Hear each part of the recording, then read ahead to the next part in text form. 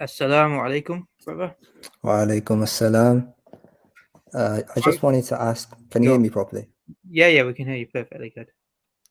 I wanted to inquire about a Facebook post that Abdulrahman made a couple of weeks ago. It's about his discussion on can you affirm God having two hands? I just wanted to ask like a question about it. I know Yeah, it go might ahead. be You can ask innovating. your question. So you state that the apparent meaning of yad is as the Taymiyyah understands it within scripture, at least in certain instances, is affirmed by numerous scholars across the board, even among the mutakallimun who opt for reinterpretation. So what is that understanding? Because I don't know what that is. What that means is the zahir meaning that, for example, the Ash'ari wants to do ta'wil of, a real yad, is affirmed as the zahir or the apparent in some verses. That's all it means. As in, he doesn't say that that's what it is, they do ta'wil of it, but it is affirmed as the apparent meaning in certain instances in the Quran and Sunnah. That's all it means. So would the apparent meaning entail any sort of physicality, like 3 dimensions? Well, you see, that's the thing. You see, so part of what I was trying to say in that post is that the person who does ta'wil sees this zahir meaning as entailing certain things that are not befitting of God. So he's like, no, I have to do ta'wil of it and give some kind of metaphorical or figurative account of what the verse is trying to say, and take that other meaning. Right now, the where the common ground comes in is that both, like, everybody agrees that what is not appropriate or what implies any kind of deficiency must be negated of God, and clearly tashbih is just unacceptable. There's no compromise there. Now, the difference of opinion is going to be where, like, what are the standards of that? Like, what's the criteria that determines you're doing tashbih?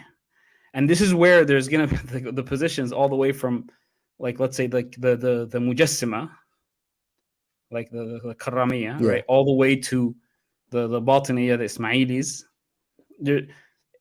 Everybody's accusing everybody else of tashsim in one way or another, right? So the let's say basically the Ismaili supposedly is telling the Avicennan or the falasifa that they're doing tajsim by even making negations of God. And the same thing is being told, like, so between the Mu'tazila and the Jahmiyyah, right? The Jahmiyyah would tell the Mu'tazila, well, why are you affirming names?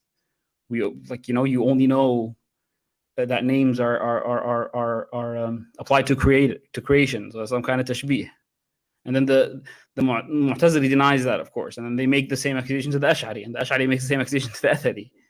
Now, the question here is, what is it that implies tashbih? Is it any notion of similarity, any notion of commonality?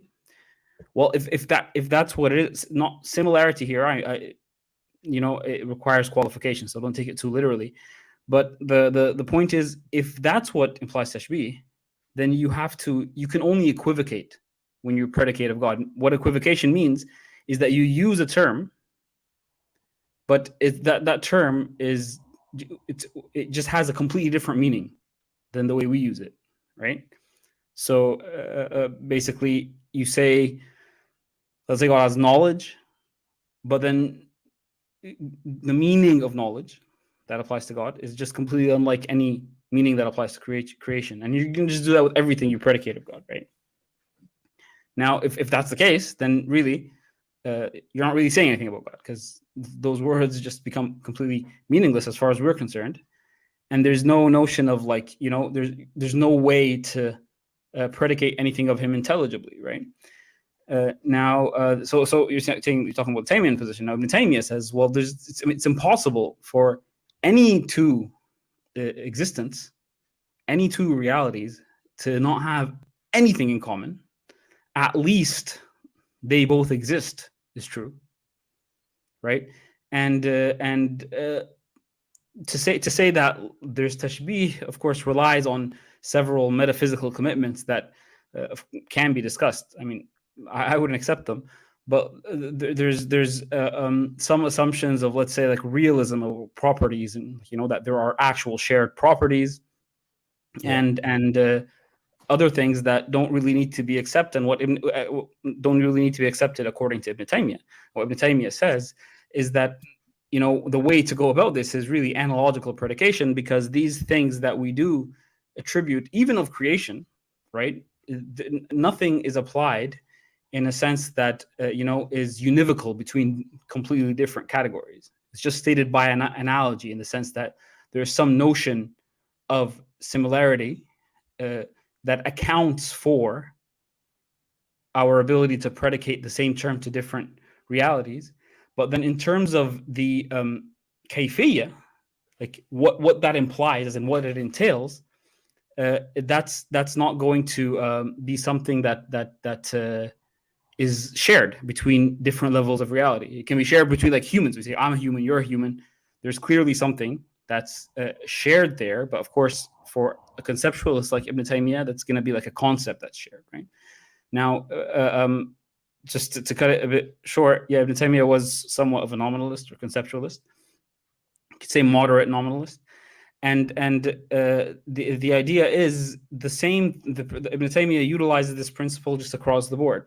So he simply says that, look, guys, if we're doing this, then what's really going to judge? Since we're predicating things of Allah subhanahu wa ta'ala, and you predicate knowledge of God, and somebody can come to you and say, well, and they do, like other schools, and say, well, look, knowledge implies such and such, and that's not appropriate to predicate of God. And you say, no, the knowledge that I predicate of God is not something that entails those things. It is knowledge that befits His Majesty, even if that's completely inconceivable, in the sense that you can only think of knowledge in a certain way, right? So let's say that you define knowledge as access to some kind of knowables. Well, the Ash'ari, the Athari, or the Taymi would say that yad is that which grasps, or has the capacity to grasp. Now, here, these two meanings, they can be predicated, and we can just stop there. But no, you're going to dig for deeper layers, and once you do, you're going to realize that even in knowledge, you're going to deny any kind of kayfiyya that is associated with our experience of what knowledge is. And then you read the post, I think, and it goes further into, like, even the way Muslims across the board, not necessarily across the board, but like at least Sunnis, the way they see the pleasures of Jannah, and how they utilize this principle of analogical predication in that, and how they know about things in Jannah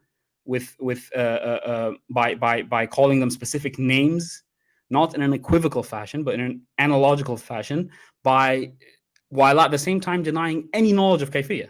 Like you couldn't give me like the definition that's universally applicable to, let's say, an apple that is in dunya and in Jannah. You couldn't do that, because whatever that we must affirm our ignorance of the kayfiyya. The hadith, what no eye has seen, no ear has heard, and hasn't crossed the mind of man. It's just hasn't been conceived of. So that's generally the idea, and of course there's a lot of back and forth that can go with that.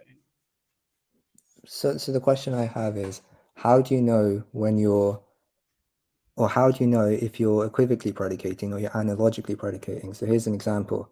So Allah has hands, right? Wait, let's give an example.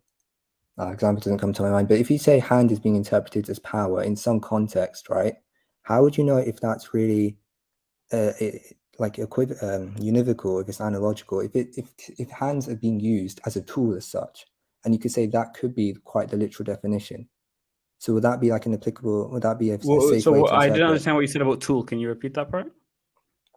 So if I ask you, like, what is a hand? It's not you can't really give a clear definition anyway. Like, even in humans, we just have a sort of conceptual understanding by looking at loads of hands and just kind of like using conventions to use that term. So I'm saying the way that we use hand as like a tool, like we do things with hand, so we can understand hand as a tool, and then we can use that as the analogy, the basis for the analogy between humans and gods, and to understand what God means by hand. So would that be like a fair way of understanding things, in your opinion? Yeah, I mean, provided you're denying any kind of knowledge of kayfiyya, yeah. Right. So Okay. you have this knowledge of what hands are, right? But you clearly wouldn't say that God's attribute of yad is anything like the human attribute of yad. In the same way, you can do that with other and there's a good paper called I forgot what it's called, but it's by Daniel Bonavac. It's about theories of analogical predication, and he talks about how we do this even in science. I mean, you can't get you can't get rid of analogical predication altogether, because we have this ability to predicate things of specific objects in an analogical way that we just, we don't necessarily have like a metaphysical account of how we do that. Like if you look at what Wittgenstein and what he taught what he says about games, right? So like we look at all these games. This is a game, that's a game, that's a game. Now give me some universal definition that would be applicable to what a game is. And you couldn't do that, because I mean, every sort of definition you try to give that's universally applicable, you're going to find an exception to that. It has to be multiplayer. No, there are games with like a single player. It has to be competitive. No, there are games that are not competitive. Whatever you give, there's going to be exception. And then he's like, look, we have this ability to just look at these things and call them all games, and you don't need that, that one thing that's in common between all these things. Now that's a rough example, but in the same way, it can be applied to what I'm saying here, as in, so including what you think is like an entailment of affirming the attribute, right? So whatever you think about the entailment, I mean, it's really going to be the same thing. If not, then like why doesn't it apply to the other attributes? That's a question like I really haven't seen a convincing answer to. It might be out there, but I mean, like since I put that post out, nobody has really given me a convincing answer of how we do it in those other attributes then, right? Sort of just hand waving. I was like, no, that's a different one. I mean, how's it different? So, for example, you bring mercy and you say that whatever someone says about hands, you can make a similar counter argument using mercy.